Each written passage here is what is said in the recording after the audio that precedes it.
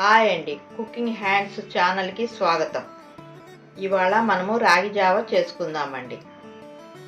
ఇది taste and హెల్తీకి చాలా మంచిదండి. ఈ రాగి జావ దీనిలో బాదం పప్పు వేయడం వలన బ్యాడ్ కొలెస్ట్రాల్ తగ్గుతుందండి. ఇది చిన్నపిల్లలు మరియు పెద్దవాళ్ళు రోజుకు ఒక గ్లాసుడు తాగితే చాలా మంచిదండి. ఇది ఎలా చేయాలో చూద్దాం రండి. రాగి జావ చేసుకోవడానికి కావలసిన పదార్థాలు: రాగి పిండి అండి, బాదం పప్పులు, ఖర్జూరకాయ, జీడిపప్పులు, బెల్లం, పాలండి. ముందుగా గిన్నె తీసుకుందామండి.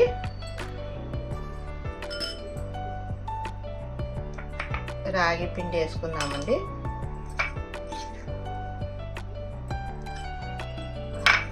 రెండు స్పూన్లు వేసుకుంటే తగినంత వాటర్ అండి. ఈ వాటర్ వేసుకుని ఇలా మెల్లిగా కదుపుకోవాలండి.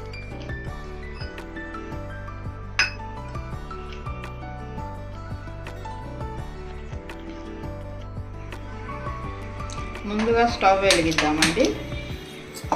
గిన్నె వేసుకుందాము. వాటర్ పోద్దామండి. 2 గ్లాసులు తీసుకున్నామండి.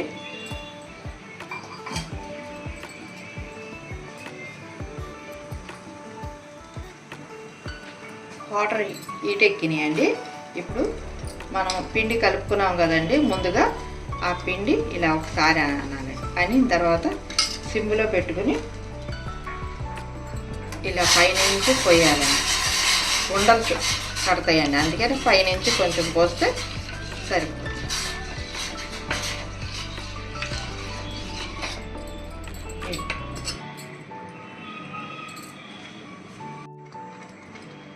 ఇదిగోండి, చిక్కపడిందండి. ఇలా బబుల్స్ వచ్చినాయి కదండి, ఇంకా ఉడికినట్టేనండి.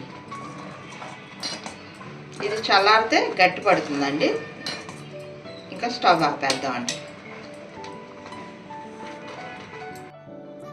ఇప్పుడు ఈ డ్రై ఫ్రూట్స్ అన్నీ మిక్సీ జార్లో వేద్దామండి. బాదం పప్పు, జీడిపప్పు, ఖర్జూర పండు, బెల్లం వేసుకుంటే వేసుకోండి, లేకపోతే లేదు. ఖర్జూర పండు వేసాం కదండి, స్వీట్ ఇంకా కావాలంటే బెల్లం ముక్క వేసుకోండి. ఇవన్నీ వేసుకుని ఒకసారి గంట పట్టుకున్నాం. ఇలా కచ్చాపిచ్చిగా నలిగితే చాలండి. మరి మెత్తగా నలిగితే బాగోదండి. పొంటి కింద అక్కడక్కడ పలుకుంటే బాగుంటుందండి. ఈ డ్రై ఫ్రూట్స్ అంతా నలిగింది కదండి, దీంట్లో వేద్దామండి.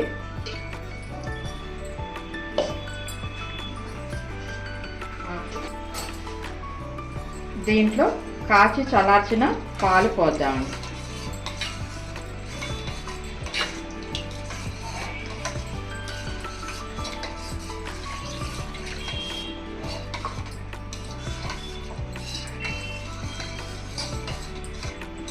మనం గట్టిగా కావాలనుకుంటా అండి కొంచెం పాలు పోసుకోండి.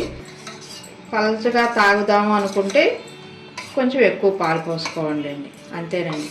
ఈ బాదం పప్పు తినడం వల్ల కొలెస్ట్రాల్ తగ్గుతుందండి. రాగి జావ రోజు తాగుతూ ఉంటే ఎముకలకి బలం అండి.